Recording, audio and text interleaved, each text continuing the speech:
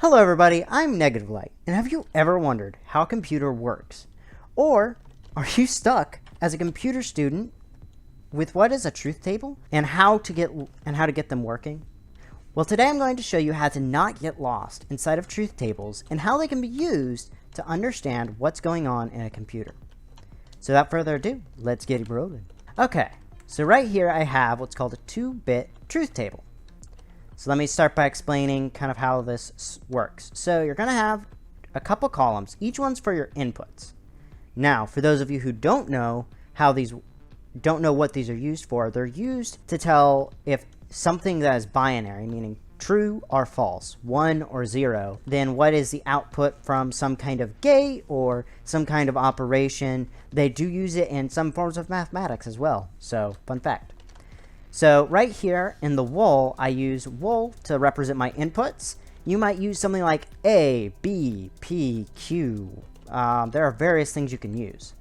And then from these ones that I'm building in Minecraft, I'm using the iron blocks to represent one thing, and then the redstone blocks to use another.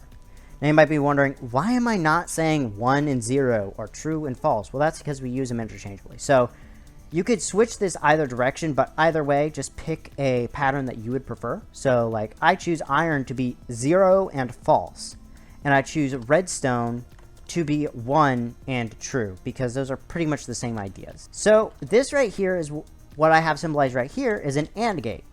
And how can you tell that? Well, simple. It is only on, right? It's only true when both of these are the same value, right? So true, true yields a true. And our outputs for today are used terracotta. You can even see it over here where I have a little bit bigger of a truth table. It's really simple to see a truth table, but as they get bigger, they kind of get more complex. And they get very difficult to read. So what I do is I use dividing lines. Your professor may not like these, honestly, if you're doing it for a class or your teacher.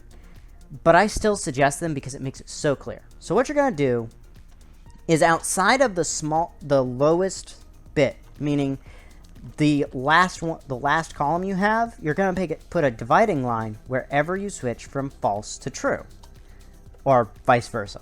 So right here, you'll notice false, false, true, true. Well, I have this purple line, these crimson planks. So if you're doing this on like a notebook sheet of paper with me, then you might put true or false, false, or 0, 0, and then true, true, or 1, 1. Now, this concept does allow you to draw all the way across and basically quickly look and see how that goes. Now, over here, I have a larger example of this. We'll look right here, starting with this dark green, the regular green wool. So we have false, false. Then we have this break here, which, looks weird, but we'll see why. And then false, false. Oh, look, some crimson planks dividing that line. And then true, true, true, true, and, splits. And then we go up to this lime green. We go false, false. We have some warp planks, then true, true. The crimson plank from the first bit, the primary bit. False, false. Oh, these planks, true, true.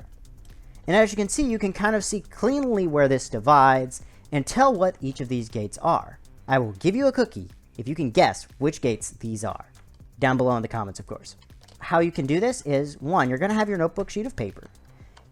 Now, if you're building this in Minecraft, select 2 blocks to use for your inputs as a binary, so 1 and 0. Pick your output block type, so I use wool and concrete or terracotta. I switch between them every now and again. And also choose blocks for every split that you have. Now, for those of you who have watched this video all the way through to see the bonus, here is what's called a K-map.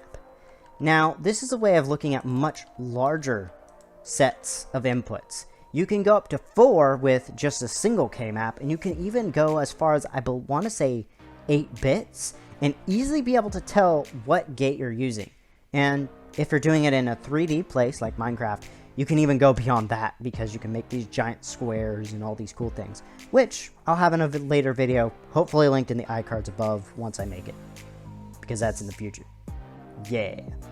Now, right here, if you look at this, we have the input, this green input, 0, 1, and we have this blue input, 0, 1. And then essentially you just go and you look at each column and each row, and you can see what this gate is. And because of how they're designed, and I'll again explain this later, you can basically circle what inputs you have and be able to find exactly, you will literally be able to sit down and write the exact gate that you're using once you learn some basic Boolean algebra.